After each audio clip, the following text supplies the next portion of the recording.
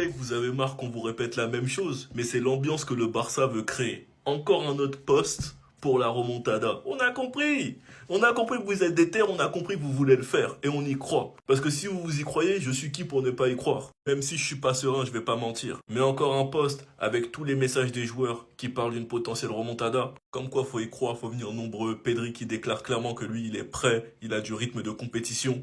Le match aller était l'un de nos pires matchs de la saison, que l'Atlético nous a dominé de fou et qu'ils avaient un public de malades et qui veulent exactement la même chose au Camp Nou. Un public qui donne de la voix. Pas des touristes qui viennent juste regarder et applaudir, comme des PNJ.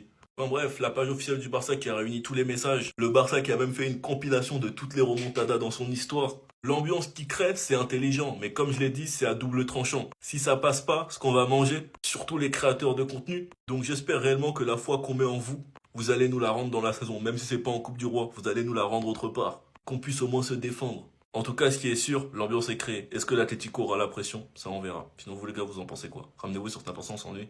Et bon les gars, nous y sommes. Conférence d'avant-match de Hansi Flick pour le match face à l'Atlético. Attendez, bougez pas, je vous explique. Il commence en disant: tout le monde sait ce qui nous attend demain. Nous voulons rendre l'impossible possible. Nous n'abandonnerons pas jusqu'au bout. Nous devons toujours croire que les supporters nous soutiendront. Nous savons que c'est difficile et qu'ils nous ont fait du mal au match aller, mais nous savons aussi que nous pouvons le faire. Pedri titulaire, il faut aussi bien gérer cette situation. C'est le moment présent et comme vous le savez, il nous reste encore beaucoup de matchs. Mais je sais que celui-ci est très important. C'est bien de l'avoir avec nous et on verra ensuite comment ça se passe. Nous devons être intelligents, c'est ce que j'attends de l'équipe. Contre Villarreal, nous avons vu deux équipes différentes, l'intensité, le jeu collectif sont essentiels. Et il dit qu'il pense qu'il est capable d'aborder ce match sans encaisser de but. Que Araujo est prêt à être titulaire et qu'il va pas non plus dévoiler le 11 et qu'il sait ce qu'il peut apporter. On lui a posé des questions sur Lamine et il a répondu: l'important c'est toujours l'équipe. Son premier but est venu d'une superbe récupération de balles. Il a un talent énorme, ce n'est pas seulement Lamine qui compte, mais tous les joueurs sur le terrain. Parce que le premier but de Lamine vient d'un pressing de Fermin, qui est en plus de ça récompensé par une passe D. En tout cas, demain, ça va être un gros match. Sinon vous les gars, vous en pensez quoi? Ramenez-vous sur Snap on s'ennuie. Lewandowski se serait blessé à l'œil, je sais reconnaître un piège quand j'en vois un. Lewandowski est forfait pour le match contre l'Atlético. L'attaquant a subi une blessure à la tête lors du match d'hier contre Villarreal. Les examens effectués aujourd'hui ont révélé une fracture osseuse à l'intérieur de son orbite gauche. Il est censé être de retour contre Bilbao et il devrait être sous masque. Ça va avec du polonais avec de l'aura. Mais là où je sais reconnaître un piège quand j'en vois un, c'est que si je fais l'erreur de critiquer Ferran Torres en disant que ouais non, Ferran Torres il va devoir encore plus jouer, blabla, Lewandowski il est absent, c'est mort, il va marquer. Je sais comment ça se passe. Si moi je fais l'erreur de parler là, de mettre ma bouche dans ce truc là, il va marquer, il va faire je vous entends pas, il va faire chute. Et tout le monde va venir dans mes commentaires pour dire ouais Kabé ta gueule, Kabé tais-toi, Kabé tu dis n'importe quoi. Vous allez pas m'avoir, vous allez pas me piéger, je tomberai pas dans ce piège. Lui c'est toujours comme ça, c'est quand on le critique le plus qui marque et qui après il nous dit tais-toi. Chut, je vous entends pas. En tout cas, reste à voir Flick choisira quoi? Olmo ou Fermin Faux-Neuf, Rashford ou Ferran Torres? Vous c'est quoi votre choix? Sinon vous les gars vous en pensez quoi? Ramenez-vous sur Snap on s'ennuie. Il y a eu trop d'informations subtiles hier, donc Flick nous a un peu éclairé au niveau du milieu de terrain. Déjà pour commencer, en nous expliquant que Gavi est bientôt de retour, sauf si je mélange tout. C'est un peu trop tôt pour Gavi, il ne reviendra pas contre l'Atlético. Un peu trop tôt, ça veut dire que c'est bientôt. Ou je mélange tout. Casado a manqué une journée à l'entraînement hier, il n'était pas encore à 100%. Pour l'instant, Bernal est légèrement en tête. Il est en forme, il est très important. Quand on a le ballon, je l'adore. Il déclare sa flamme à Bernal et nous fait clairement comprendre qu'il est devant Casado dans la hiérarchie. De Jong est blessé, donc logiquement celui qui postule au poste de numéro 6, c'est censé être Bernal. Fermin a fait un excellent match, c'est ce que nous attendons de notre numéro 10. Il a ramené du pressing et de l'intensité, contrairement à ce que peut faire Olmo. C'est pas ce qu'il a dit, hein, lisez. Et moi c'est ce que je conclus. Donc avec ces déclarations, on comprend que Gavi est censé être bientôt de retour. C'est une affaire de semaine, et ça c'est un retour qui fera beaucoup de bien, et j'espère qu'il prendra rapidement du rythme. Bernal est devant Casado dans la hiérarchie, donc c'est lui qui devrait jouer durant l'absence de Frankie de Jong. Et Fermin Lopez, s'il joue à ce niveau-là, il est devant Dani Olmo. Donc logiquement, pour l'instant, notre milieu de terrain dans les gros matchs, ça devrait être Bernal, Fermin, Pedri. Ça va chier les gars. Sinon vous les gars, vous en pensez quoi? Rendez-vous sur Snap on s'ennuie. Barcelone, qu'est-ce qui vous arrive?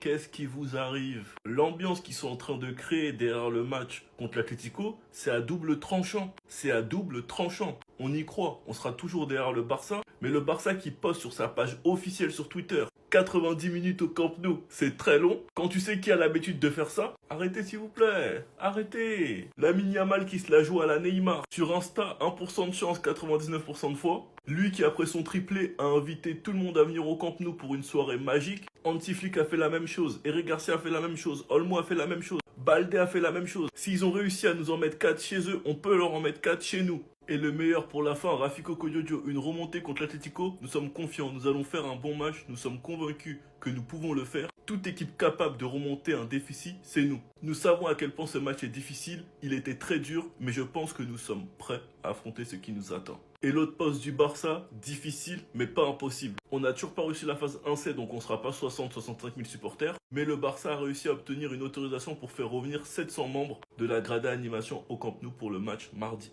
En tout cas, ça va péter. Sinon, vous les gars, vous en pensez quoi? Ramenez-vous sur Snap Instant sans nu.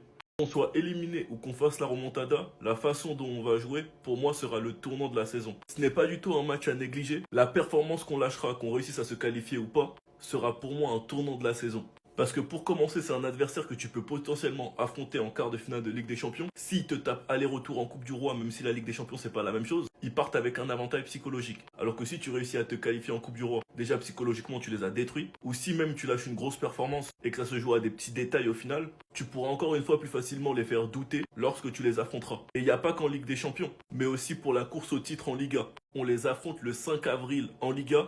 Chez eux, donc prendre confiance et gagner l'ascendant psychologique en demi de Coupe du Roi, ça va être archi important. Après, on s'est tiré une balle dans le pied avec le 4-0, mais l'ascendant, tu peux le prendre même sans te qualifier. En lâchant un énorme match et en gagnant avec la manière, même si tu n'as pas mis assez pour attraper. Car tu pourras les faire douter en Ligue des Champions et en Liga.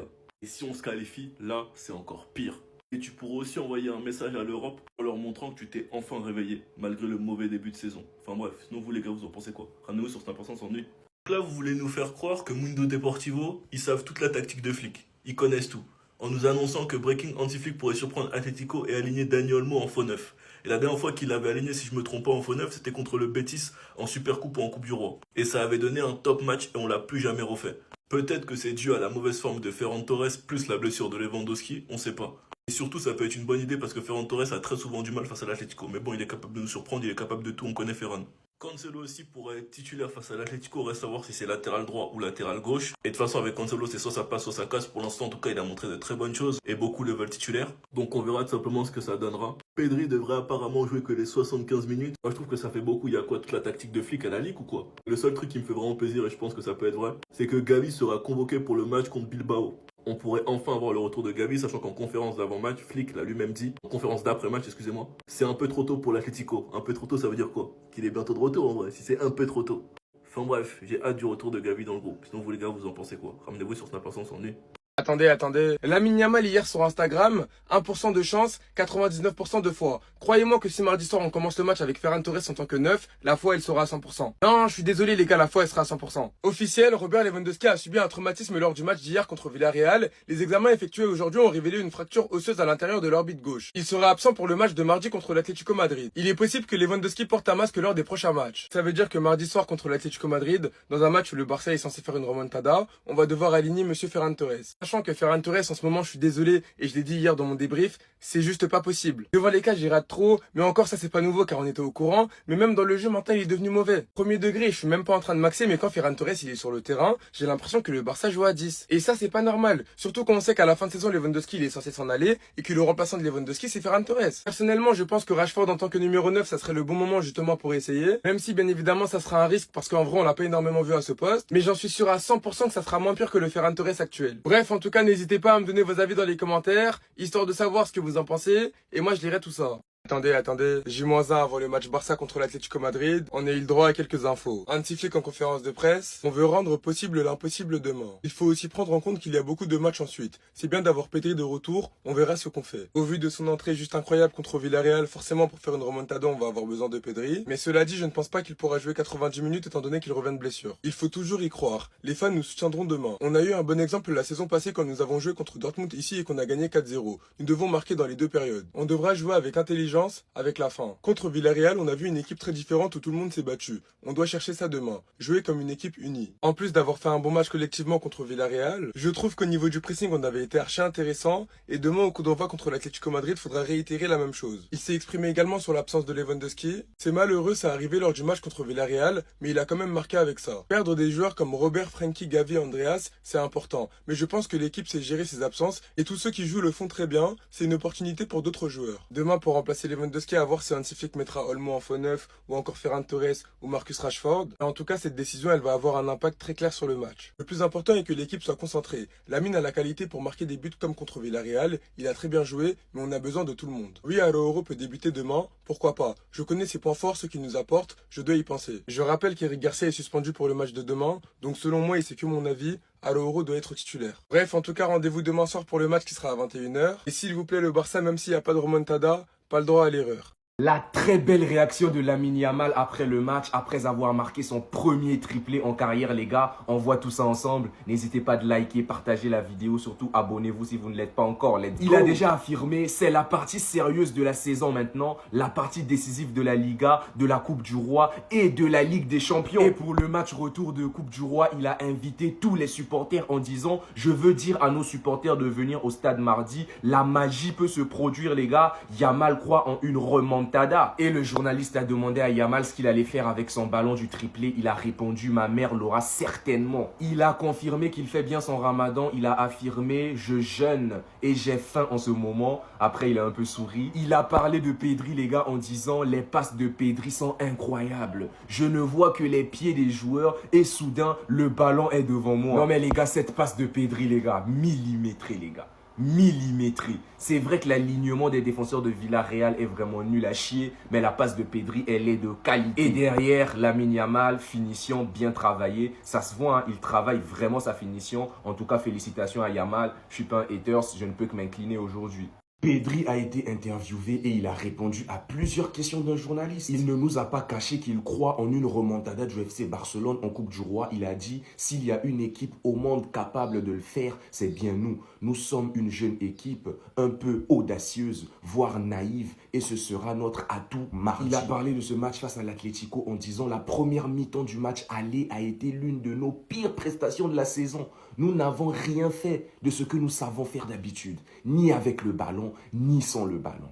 Ils nous ont complètement dominés, mais mardi, nous avons l'occasion de prendre notre revanche. Lors du match aller, l'Atlético a bénéficié d'une ambiance incroyable de la part de ses supporters. J'espère donc que les supporters du FC Barcelone seront présents au Camp Nou.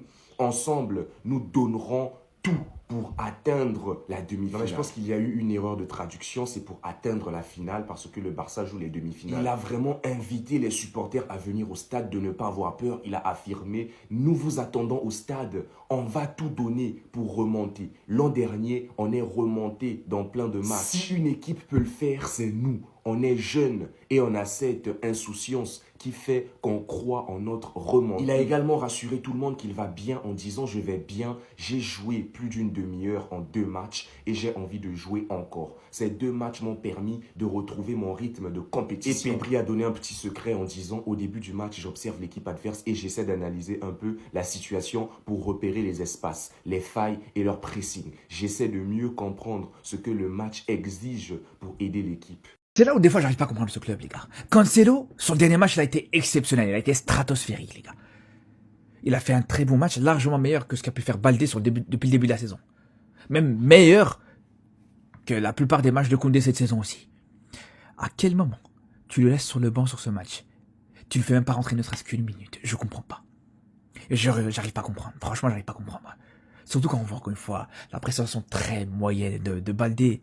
Koundé, bon, c'était pas horrible, c'est pas son pire match, mais là aussi c'était pas exceptionnel non plus. C'est là où j'arrive pas à comprendre. Franchement, sur ce match-là, justement, fallait faire jouer Cancelo. Sur ce match-là, justement, fallait le faire jouer, fallait qu'il soit présent, fallait que, justement, lui donner encore du temps de jeu, de la confiance avant d'affronter l'Atlético.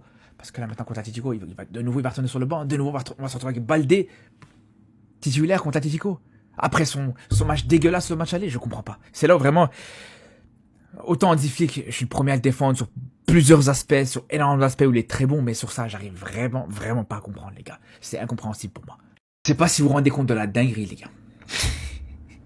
Donc là, Yamal, il vient seulement de soigner sa pubalgie. Il a dit, ça fait 1 semaine que je sens plus de douleur au niveau du pubis, au niveau de la lecture et tout ça. Les gars, est-ce que vous vous rendez compte que ça veut dire que là, sur les autres matchs, là, donc ça veut dire que là, les gars, il commence seulement à peine à être guéri de sa blessure. Ça veut dire que là, la moitié de la saison, où malgré tout, il a fait des très très bons matchs, où malgré tout, il a été très bon, où malgré tout, il y a des matchs où il était vraiment au niveau. était encore sous pubalgie, les gars.